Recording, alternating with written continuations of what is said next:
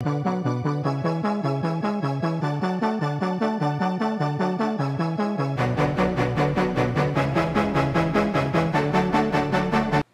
up, everybody? Gillette drafted finalist Nasr Ahmed here. It's Friday, July 27th, and I want to thank you guys for joining in today for Nasr Sports Talk. Just want to remind you guys before we get started to hop on over after the video to drafted.ca and vote for your man Nasr Ahmed to become Canada's next sportscaster. Now let's get you guys caught up on the last 24 hours of sports. So we kick things off today with some hockey news. On Thursday it was announced that former Washington Capitals forward Alexander Semin was turning down big money from the KHL and instead opted to sign a one-year, $7 million deal with the division rival Carolina Hurricanes. Now a lot of people are going to say this is too much money for a player who routinely lacks effort on the ice, but personally, I love this move for the Canes. Signing Semin to a one-year deal ensures that the 28-year-old will have to earn his next contract, meaning he's going to have to show up on a consistent basis. Let's not forget that although he's been performing at around a 50-point clip the past 2 seasons, this guy has the potential to score upwards of 80 points, as he's done before. The risk is nowhere near as high as the reward with Semin. Semin is also going to have one of the league's weaker power plays. The talented Russian has scored 55 power play goals in his career. Looking at the bigger picture, this move, along with a very busy offseason up to this point, has to make Carolina the favorites to win the Southeast Division this season.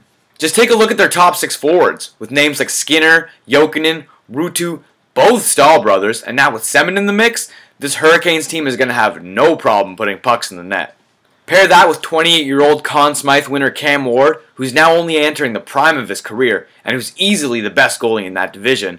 You've got yourself a true Stanley Cup contender on your hands. On to another NHL move made on Thursday. The Philadelphia Flyers have re-signed forward Jakub Voracek to a 4-year, $17 million contract that's going to pay the 22-year-old Czech $4.25 million a season.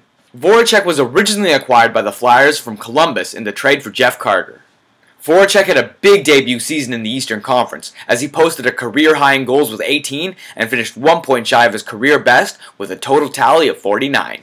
The move solidifies what is already a very talented group of forwards for the Flyers, and ensures that a key piece of Holmgren's team will be around for the foreseeable future. For a team that missed out this offseason, failing to land top free agents Zach Parise, Ryan Suter, or Shea Weber, and while watching players like Jaromir Jagr and Matt Carle walk away from the team, the re-signing of Voracek represents a good consolation prize for the Flyers. With all the talk about wheeling and dealing, we can't forget about the MLB Trade Deadline, which is now only days away. Milwaukee Brewers general manager Doug Melvin has finally come out and stated the obvious. The Milwaukee Brewers will be trading starting pitcher Zack Greinke before the July 31st trade deadline. With the inevitable news now out, there will likely be a lineup of suitors trying to entice the Brewers GM to acquire the 28-year-old right-hander. The teams expected to make a major push for Greinke are AL West rivals Rangers and Angels, the Atlanta Braves, and to a lesser extent, the Chicago White Sox and Baltimore Orioles. The favorites to land Greinke at this point have to be the Texas Rangers. They have a good farm system, and they've proven in years past that they're not shy about trading top prospects for major league help. A package deal around minor league third baseman Mike Olt could get it done. The MLB Trade Deadline is always exciting, not like the crappy NHL one. With that being said, it's time to speculate on what other big leaguers could be dealt before July 31st. There has been a lot of talk surrounding Tampa Bay starting pitcher James Shields. Shields isn't having the best season of his career, but the workhorse pitcher, who regularly logs at least 200 innings a season, has been shopped around by the Rays. Apparently the Rays have already turned down an offer from the Angels, with defensive stalwart Peter Borges as the centerpiece. For this reason, many people believe the Rays may just be testing out the market, with no deal imminent. A pitcher who will most certainly be traded in the next few days, possibly in the next few hours even, is Chicago Cubs starting pitcher Ryan Dempster. It has been known for a while now that the Cubs plan on trading the veteran right-hander, with the Dodgers as the favorites to land the 35-year-old Canadian. With the Oakland Athletics' recent success and climb to the top of the wildcard standings, many believe the offensively challenged ball club may deal for a starting shortstop. With current starter Jemiah Weeks failing to ignite much confidence, names like the Phillies' Jimmy Rollins and the Blue Jays' Yunel Escobar have been thrown around. We all know the Jays could use some pitching help, which the A's have an excess amount of. Last but not least, San Diego Padres starting third baseman Chase Headley will likely be dealt to the highest bidder. Headley has quietly put together one of the best seasons of any third baseman in the league. He's at 12 home runs, over 50 RBIs with 10 stolen bags, and keep in mind that he plays half his games in the pitcher's haven that is Petco Park. If a team such as the New York Yankees pick up Headley, who are in need of a third baseman after A-Rod hit the DL, he could put up absolutely gaudy numbers in that ballpark. Keeping with today's trend of trades in sports, we shift our attention to the NFL now. New Tampa Bay Buccaneers head coach Greg Schiano is continuing to aggressively reshape his roster. After already trading away former Pro Bowl tight end Kellen Winslow to the Seattle Seahawks, on Thursday, the Bucs traded away former second-round pick defensive tackle Brian Price to the Chicago Bears for an undisclosed draft pick. Price was a very highly touted player coming out of UCLA back in 2010, but just like a lot of other Tampa Bay Buccaneer linemen, he failed to pan out.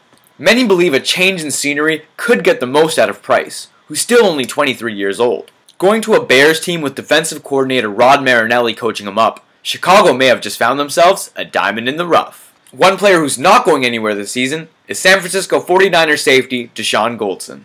Goldson was hoping to receive a long-term contract after going to his first Pro Bowl last season after picking off a career-high 6 passes. San Fran instead chose to apply the franchise tag to Goldson, and on Thursday, he finally signed his one-year franchise tender that's going to pay the safety $6.2 million this season. Now Goldson just has to make sure he stays healthy and produces this year so he can get that long-term contract next offseason.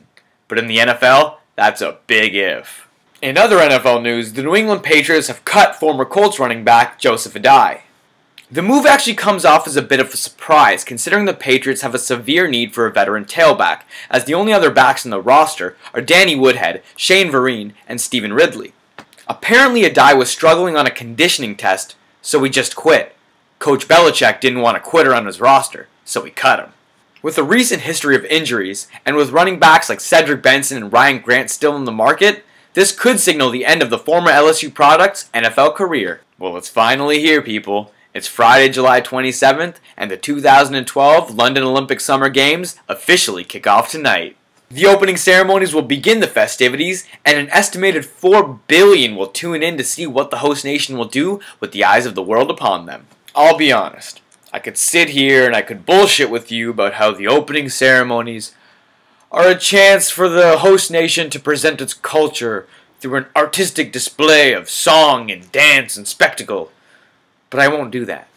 In reality, the opening ceremonies, while captivating at times, are a long and dragged out process who many feel obligated to watch because of the supposed cultural importance. Personally, I just like to watch the torchbearer ignite the Olympic cauldron to signify the start of the games.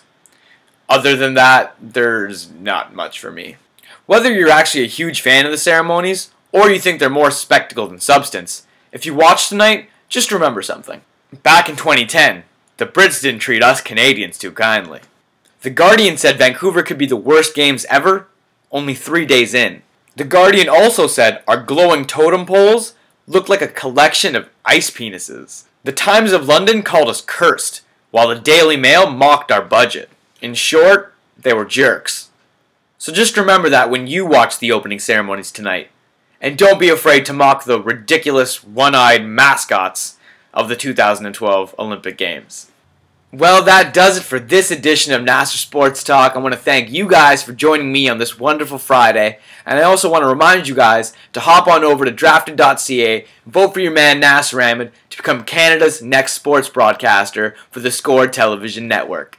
You guys can also follow me on Twitter at Nasr Ahmed 93 for even more sports updates. And make sure you guys tune in to Saturday's edition of NST for all the latest in sports. Take care, folks.